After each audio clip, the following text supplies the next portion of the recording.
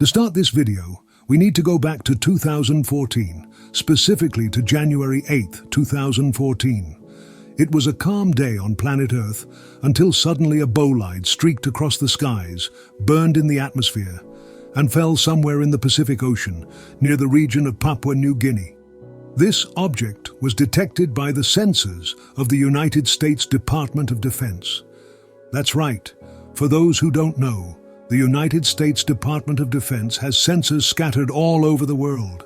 So if something enters the atmosphere, we know it's entering, and these folks have that data, which is how they ended up detecting this object back in 2014.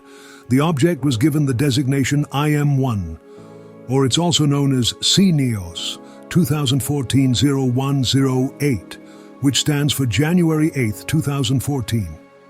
Scientists, using the data they had, managed to study the object's trajectory before it collided with Earth's atmosphere and identified that it could have had a possible interstellar origin at that time.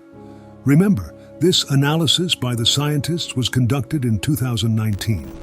All right, in April 2022, the United States Space Command, the organization responsible for studying objects entering Earth, confirmed that this object that struck Earth in 2014 did indeed have an interstellar origin. What does this mean? It means it originated from another planetary system and ended up here on Earth. This is very intriguing. Many of you might remember our dear Avi Loeb. Well, perhaps not all of you. Who is Avi Loeb, you ask? Avi Loeb is an astrophysicist from Harvard, the same astrophysicist who gained fame during the time of Oumuamua, because he even wrote a book called Extraterrestrial, which is quite good, by the way. Avi Loeb's proposition is that Oumuamua could potentially be an alien spacecraft, an artificial one, sent by other civilizations to study the universe and our own solar system. This is why we detected it in 2017, Oumuamua. There's a significant difference here. Oumuamua was detected. It passed by quickly. We barely saw it. And then it was gone, who knows where. This object, IM-1, is different. It came from another planetary system and crashed into Earth. That's one of the differences, and it's pretty fascinating. So, what did Avi Loeb decide to do? Avi Loeb is not someone who just talks. He wants to take action. As soon as he learned that this object was indeed of interstellar origin, IM-1, he organized an expedition to study and collect remnants of this object. To kick off the search, he used data from seismometers in the vicinity to pinpoint, as accurately as possible, where the object might have fallen. Just imagine searching the entire Pacific Ocean near Papua New Guinea or its surroundings. It would be quite a task. So he used seismometers and managed to narrow down the search area considerably. All right, with that done, on June 14, 2023, just a week and a half ago, Avi Loeb set sail with a team aboard the research vessel Silver Star to try and locate the remnants of this object that had fallen into the Pacific Ocean. For the search, the team is using a type of magnetometer mounted on a sled-like structure, which is pulled along the ocean floor. When there's an anomaly, they stop and try to collect what it's detecting. Everyone is looking at this and likening it to finding a needle in a haystack. In fact, it might be easier to find a needle in a haystack than something in the vastness of the Pacific Ocean. They've been there for about 10 days, as I mentioned, scouring the depths of the Pacific Ocean, and they've already found some interesting things. So far, they've discovered pieces that look like wires, small fragments of aluminum, volcanic ash, and among all these findings, what's drawn the most attention are these teeny, minuscule metallic spheres. Yes, that's right.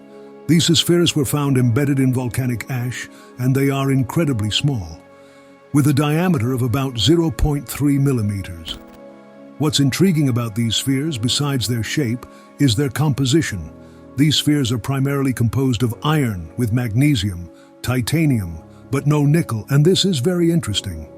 This composition is highly anomalous compared to human-made alloys, because when we create metallic alloys, we usually include some nickel, just as found in known asteroids and similar astrophysical sources.